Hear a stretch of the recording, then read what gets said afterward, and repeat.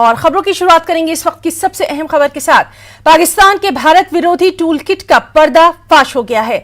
भारत को वैश्विक स्तर पर बदनाम करने के लिए पाकिस्तान ने सोशल मीडिया पर एक मुहिम शुरू कर दी है। सोशल मीडिया पर कश्मीरियों पर अत्याचार की झूठी कहानियां प्रसारित की जा रही हैं और इस झूठे प्रचार में पाकिस्तान का विदेश मंत्रालय सीधे तौर पर शामिल है। इस मुहिम में पाकिस्तान की केंद्रीय राजनीतिक पार्टी पासबान हुर्रियत भी शामिल है।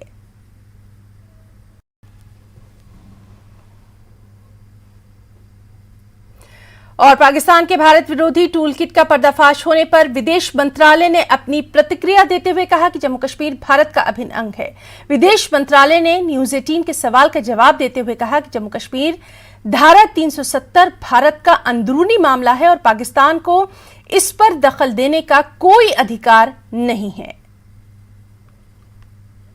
Look, as regards the issue of Jammu and Kashmir, the fact that Jammu and Kashmir is an inalienable and integral part of India, I think we have reiterated God knows how many times on this forum.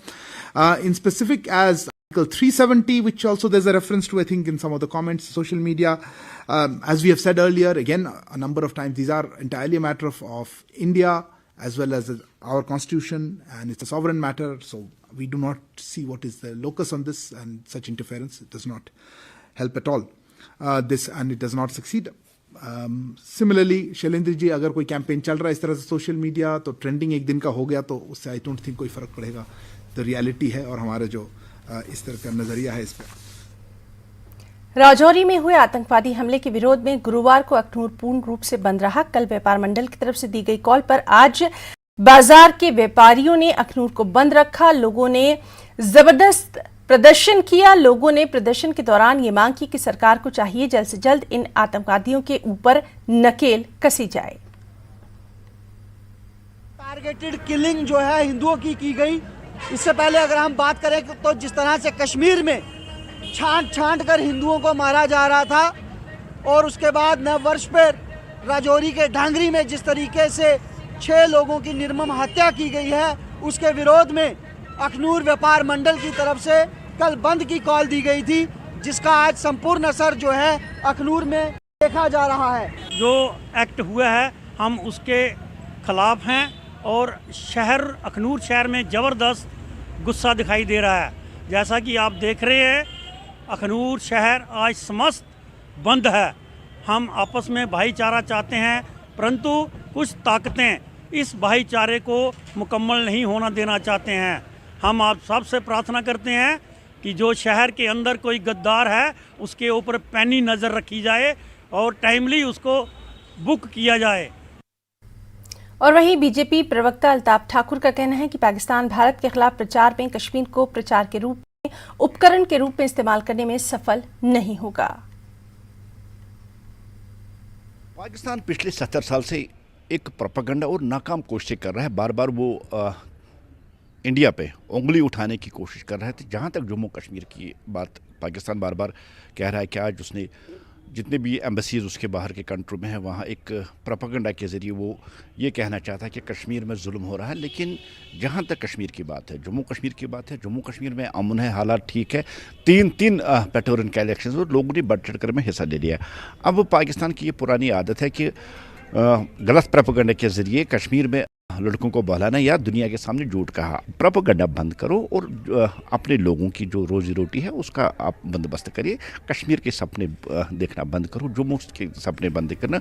Jammu Kashmir Bharat का अभिन्न अंग है और जम्मू कश्मीर के लोग हिंदुस्तान को चाहते हैं और हिंदुस्तान के साथ रहना चाहते हैं। कुपवाड़ा जिले में जम्मू कश्मीर पुलिस के स्पेशल इन्वेस्टिगेशन यूनिट की ओर से पाकिस्तान में बैठे मिलिटेंटों के घरों पर छापे मारे गए। लाइन ऑफ कंट्रोल से लकीर कुपवाड़ा के 9 मुकामात पर ही छापेमारी की गई। छापों के दौरान उनके घरों से अहम दस्तावेजात जब्त किए गए। इस सिलसिले में एसएसपी कुपवाड़ा युगल मिन्हास ने न्यूज 18 से खास बातचीत में तमाम तर तफसीलात फराहम की। देखिए, एसआईयू की कार्रवाई जो है बाकी जिलों में भी लगातार होती रहती है। आज कुपवाड़ा में लगभग 7 डिफरेंट लोकेशंस पे जो छापा मारा गया, सर्चिज की गई।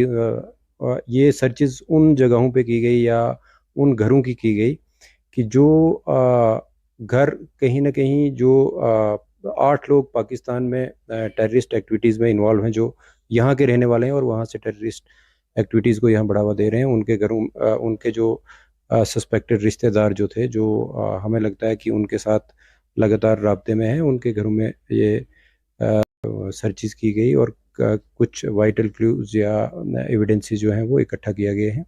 अभी तफ्तीश चूँकि इब्तदाई मरहले में है और भी काफ़ी लोग इस तफ्तीश के ज़द में आ सकते हैं और इस तरीके की सर्चिज़ और भी इलाके में की जा सकती हैं। और चूँकि एडवर्सरी की हमेशा कोशिश है कि वो यहाँ पे कश्मीरी यूथ को किसी न किसी तरीके से टेररिज्म में या नारकोटिक्स में इन्वॉल्व करके और यहाँ के माहौल को ख़राब रखे, और ये भी उसी कड़ी में उनकी कोशिश जो है वो जारी रहती है। लेकिन मैं ये वाज़ेह तौर पे बता दूँ कि चूँकि रिकवरीज़ बिल्कुल उसी इलाके में हुई हैं, अभी आगे नहीं हो पाई हैं, तो साफ ज़ाहिर है कि हमारी सिक्योरिटी फोर्सेस भी उतनी ही मुस्तैद हैं कि हम अपनी दुश्मन की इन कोशिशों को नाकाम करने में कामयाब हैं। आज़ादी का अमृत महोत्सव के उत्सव के साथ साथ जम्मू कश्मीर में नौकरी दिलाने के लिए एक मेगा जॉब इवेंट घर घर रोजगार ने बेरोजगार युवाओं की ज़रूरतों को पूरा करने की खास योजना बनाई है। सद्भावना संगठन ने सद्भावना मिशन सुनिश्चित करने के लिए indoor sports complex Lal Chowk Srinagar में इस रोजगार मेले का आयोजन किया और जम्मू कश्मीर और लद्दाख के युवाओं को शिक्षा, नौकरी और राष्ट्र में सम्मिलित करने के अवसर पैदा करें। इस अवसर पर अतिथि डीवीकॉम कश्मीर पीके पुले थे।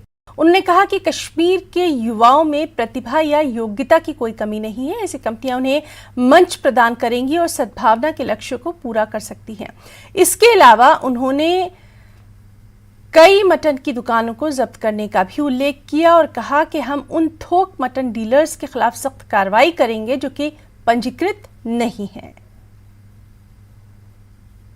कश्मीरी यूथ के लिए मेरे हिसाब से बहुत ही अच्छी अपॉर्चुनिटीज़ हैं, क्योंकि यहाँ पे अगर हमने देखा पिछले साल 2019-2020 आया है, अनएम्प्लॉयमेंट बहुत हुई और कोविड की वजह से कश्मीर का यूथ आगे नहीं बढ़ पाया। और ये प्राइवेट कंपनी जो यहाँ पे आई हैं, जैसा कि हमने टाटा भी देखा है यहाँ पे, तो ये अच्छा कदम है गवर्नमेंट की तरफ से और कश्मीर के यूथ के लिए बहुत ही अच्छा और बहुत ही अच्छी अपॉर्चुनिटीज़ यहाँ पे देखने को मिलेगी। एक्सपीरियंस प्लेटफॉर्म मिलेगा तो ही आ जाएगा।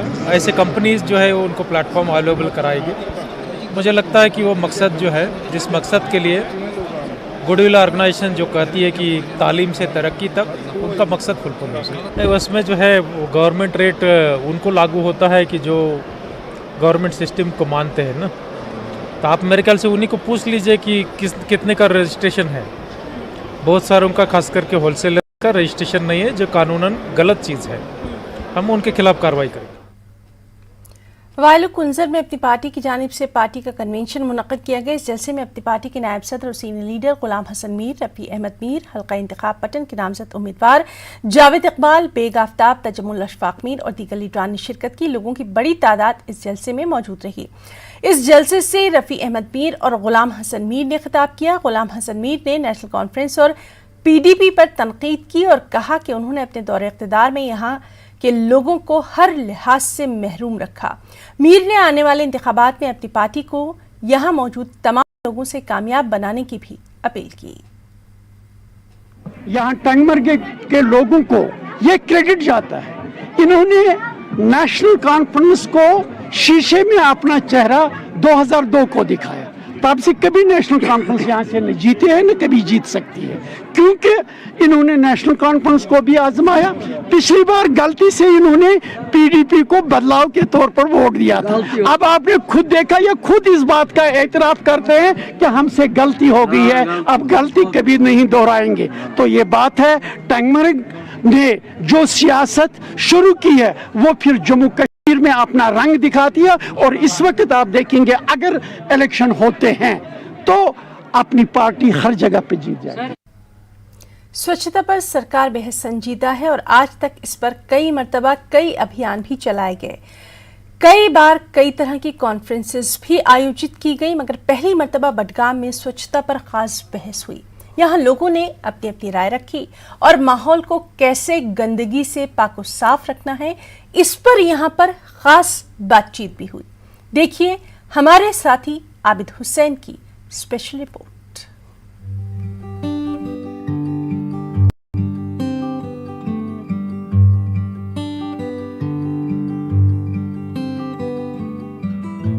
स्वच्छता के हवाले से बात तो सभी करते हैं, इंतजामिया हो या आम लोग, मगर जमीनी सतह पर काम करने की जो जरूरत है उस पर कोई तवज्जो देने को तैयार नहीं है। मगर बडगाम में पहली मर्तबा स्वच्छता पर खास बहस हुई। इस दौरान आम लोग, समाजी कारकुन, PRI और इंतजामिया के एहलकारों के दरमियान बातचीत हुई। DC Budgam, director urban local bodies और दीगर आला अफसरान भी इस मौके पर मौजूद रहे। लोगों ने इस तरह का प्रोग्राम मुनक्किद होने पर इत्मीनान का इजहार किया।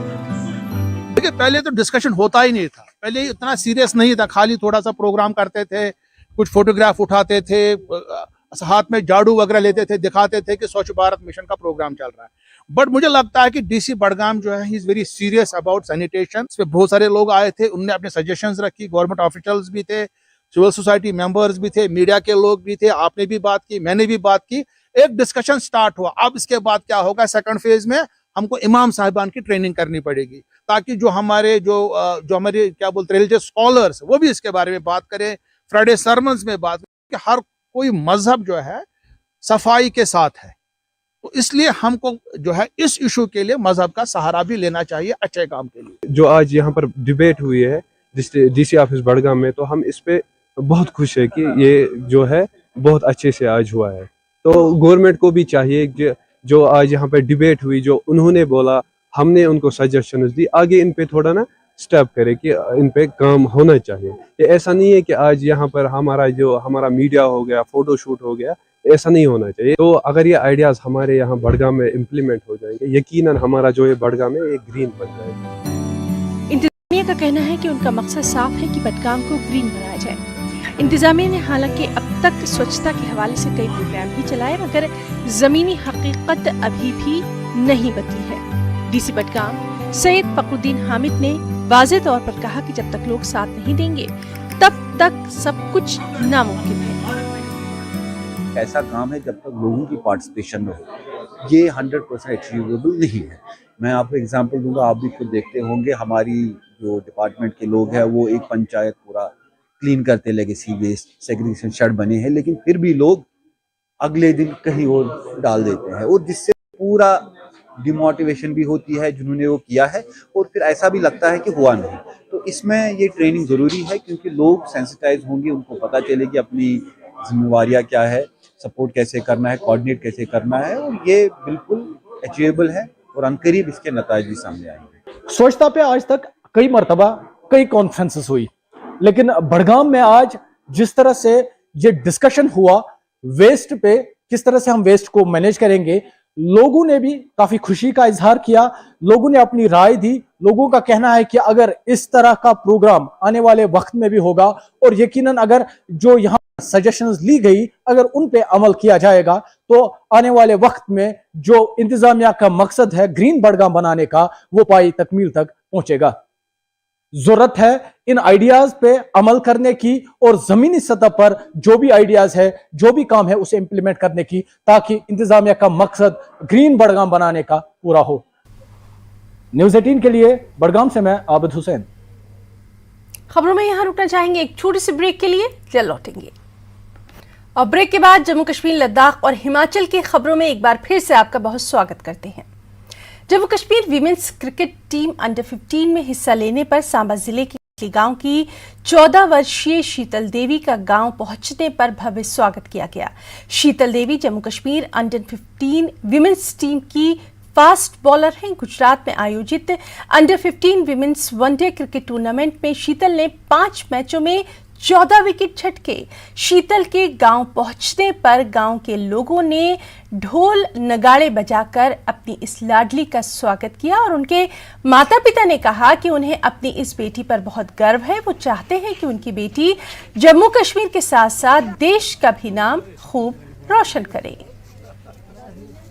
मैं अंडर 15 खेल के आई हूँ, और इस बार मेरे को सारे मैचेस मिले। मैं पिछले बार भी खेल के आई थी अंडर 19। मैंने 3 नेशनल लगाए हैं, 2 बार अंडर 19 और 1 बार अंडर 15।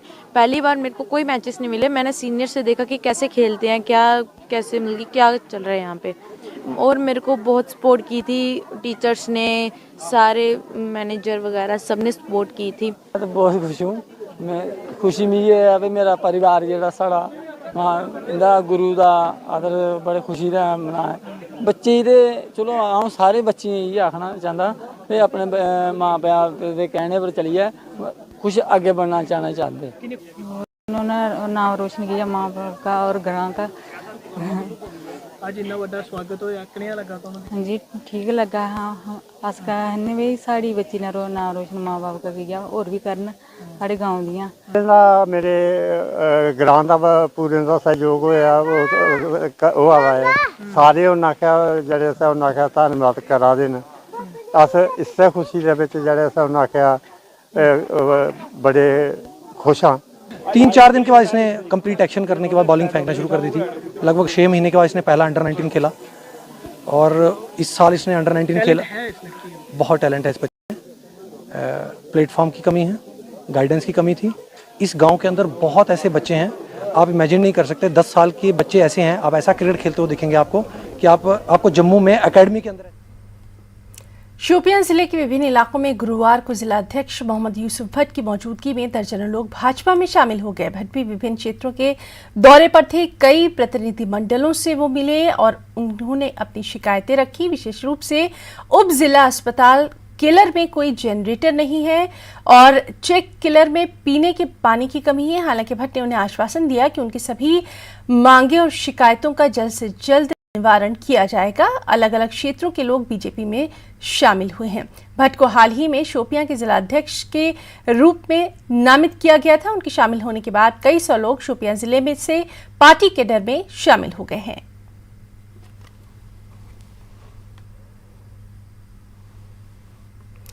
जल जीवन मिशन के तहत बांडीपुरा में 65 जलापूर्ति योजनाओं का निर्माण किया जा रहा है और उम्मीद यही है कि इन योजनाओं के पूरा होने के बाद दूरदराज के गांव में हजारों लोगों की आबादी को साफ और स्वच्छ पेयजल मुहैया कराया जा सकेगा। एक खास रिपोर्ट।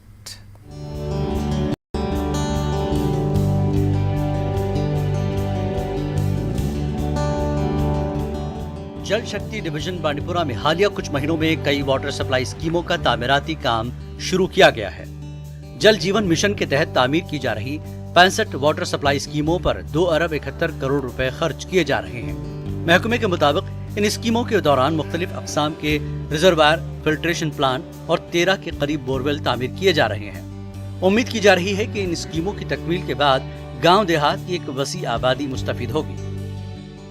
जो हम जेजीएम के तहत काम कर रहे हैं, इसका टोटल जो बांडीपुरा डिवीज़न में हम काम कर रहे हैं, इसके अंडर हमारी 65 स्कीम्स आ रही हैं जिनका टोटल तखमीना 271 करोड़ का है।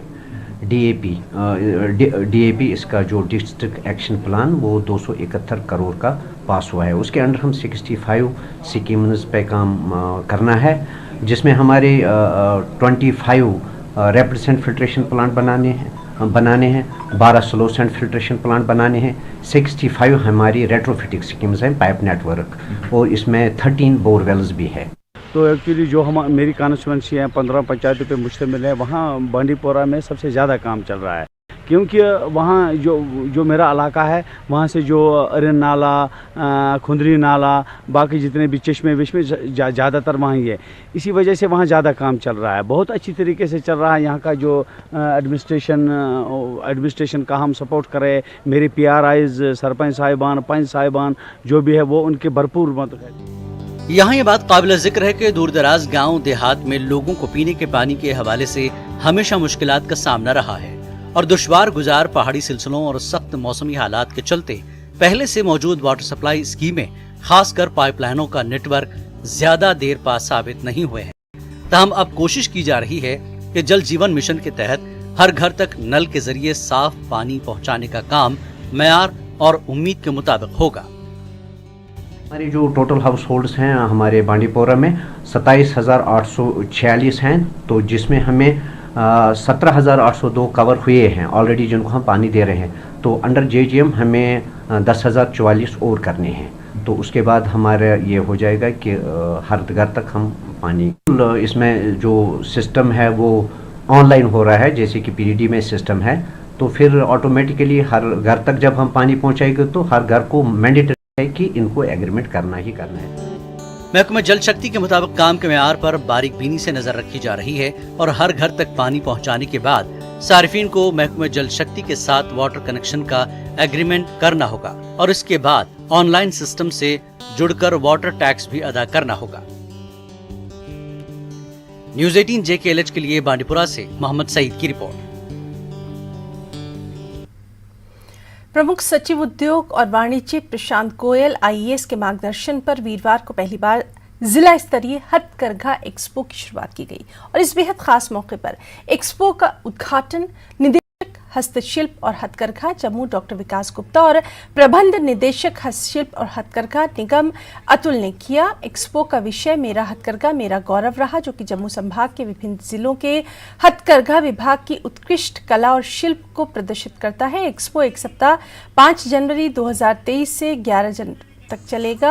उद्घाटन समारोह के बाद निदेशक हस्तशिल्प और हथकरघा ने हथकरघा और हस्तशिल्प विभाग की 25 सहकारी समितियों द्वारा लगाए गए स्टॉल्स का दौरा किया और Basohli, pashmina shawls, mufflers, stoles, ऊनी शॉल्स, कैशमिलन जैसे हथकरघा उत्पादों की विस्तृत श्रृंखला प्रदर्शित करने वाले लोगों से भी बातचीत की।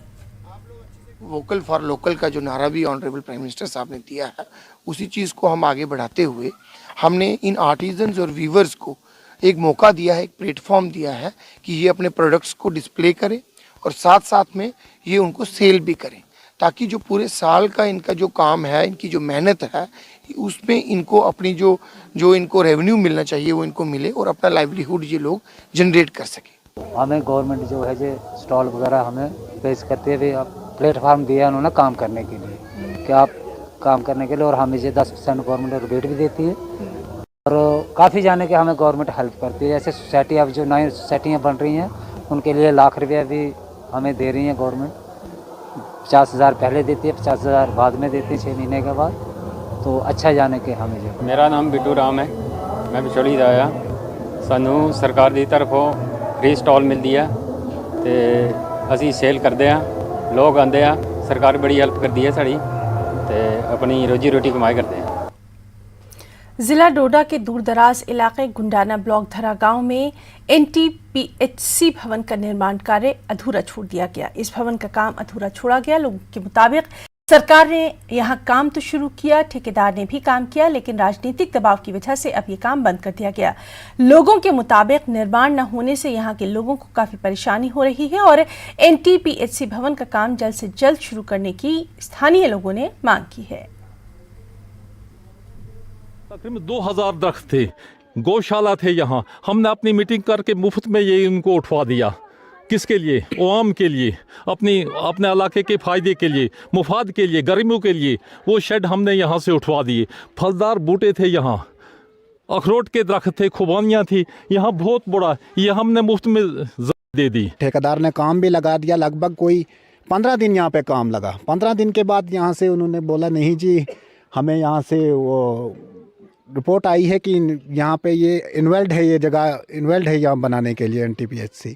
तो फिर हमें पता नहीं है किस वजह से उन्होंने, कौन से लोगों ने उनको क्या बोल दिया कि उन्होंने यहाँ से मशीनें रवाना की। तो हमें को तो इसका फ़िलहाल पता ही नहीं है। तो हम आपकी टीम का शुक्रिया अदा करना चाहते हैं कि आप यहाँ पर मौके पर स्पॉट पर आए कि ये देखते यहाँ पर कितनी परेशानी है इस आवाम को, यहाँ के लोगों को, और NTPHC की यहाँ पे सबसे ज़्यादा ज़रूरत है। देखो सर, यहाँ पे कम से कम मैक्सिमम भी हमारा जो धड़ा एक गांव है, तो इसमें कम से कम भी 250-300 घर है इस टाइम। तो जो हमारे अड़ोसी पड़ोसी धड़ा ये पंचायत के, तो ये कम से कम भी 400 घर और हैं। तो 700 घर हमारे मतलब ए पंचायत के हैं। तो ये फिर भी हमें यहाँ चाहिए, मगर लोगों को भी, बाकी ए पंचायत के कोई भी है, सब यही बोलते हैं कि धड़ाई में यहाँ पे मेन सेंटर है और यहीं पे बनना चाहिए। तो बी पंचायत वाला कोई बोलता है उधर उस पहाड़ी पे, कोई उस पहाड़ी पे, तो ये हमें अच्छा नहीं लग रहा है। ये सेंटर पे एक रोड ऊपर से आ रही है, एक यहाँ से आ रही है, दूसरी नीचे से है, तो ये बिल्कुल सेंटर में है। तो खबरों में फिलहाल इतना ही। नमस्कार।